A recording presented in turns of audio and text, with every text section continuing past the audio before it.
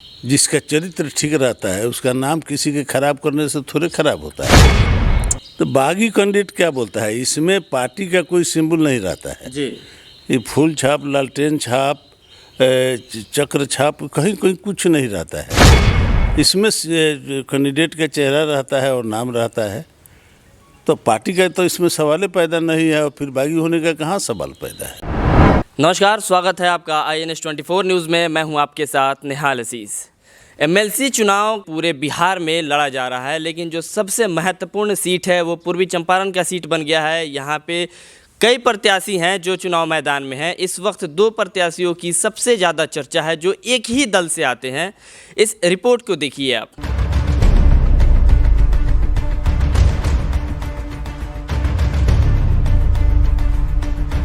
चंपारण के एक मजबूत राजनीतिक हस्ती, सन 1974 में हुए लोहिया आंदोलन के एक जुझारू सिपाही, हरसिद्धि विधानसभा ने जिनके सर सजाया विधायक का ताज, पहली बार जनता पार्टी के टिकट पर जीते चुनाव।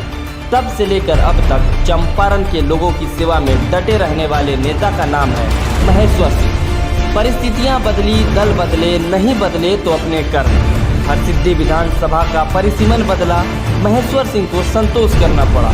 बिना पावर के भी किसानों, असहायों, दबे कुचलों की आवाज बने रहे महेश्वर सिंह। आज एक बार फिर चुनाव मैदान में अपनी किस्मत आजमाने निकले हैं। मौका है MLC चुनाव। इस चुनाव पर INS 24 न्यूज़ की टीम ने महेश्वर सिंह से की बातचीत।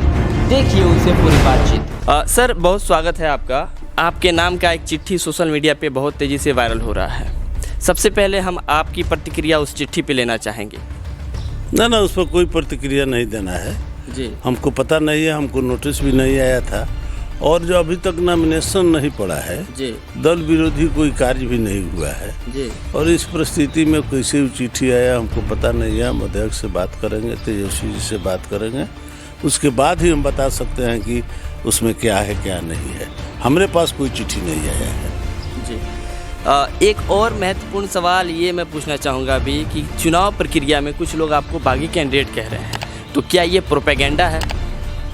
तो बागी कैंडिडेट क्या बोलता है, इसमें पार्टी का कोई सिंबल नहीं रहता है जी। ये फूल छाप, लालटेन छाप, चक्र छाप कहीं कहीं कुछ नहीं रहता है। इसमें कैंडिडेट का चेहरा रहता है और नाम रहता है।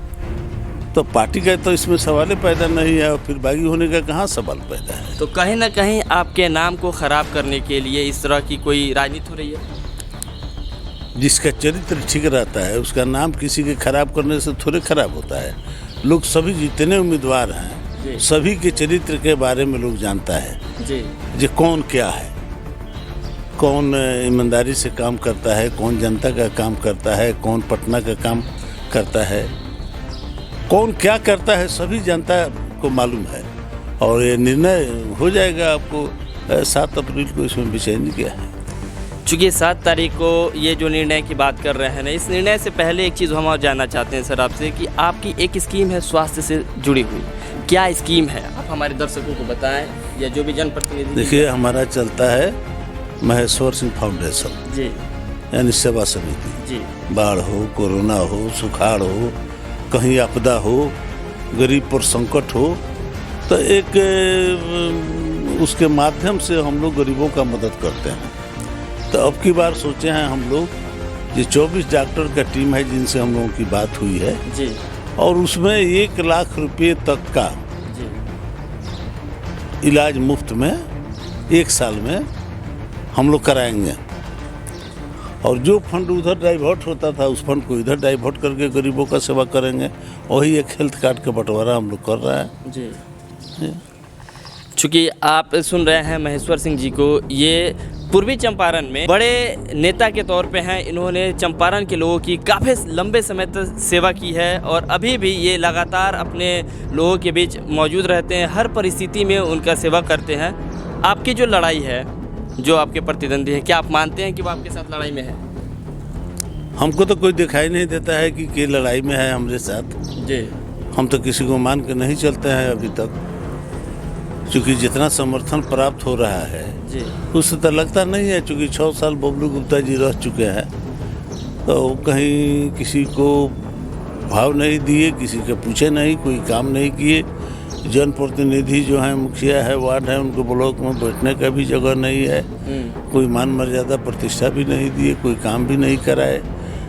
ब्लॉक का ब्लॉक है, एक एमएलसी को विधायक के बराबर 3 करोड़ रुपया प्रति वर्ष मिलता है।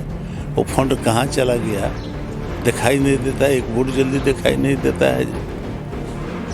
तो ये सवाल है कि लोग तो खोज रहा है उनको, वो भेटा नहीं रहे हैं लोगों को। और दूसरा कैंडिडेट है, उसके बारे में हमको कुछ नहीं कहना है। सब लोग जानता है इस चंपारण का चरित्र के बारे में।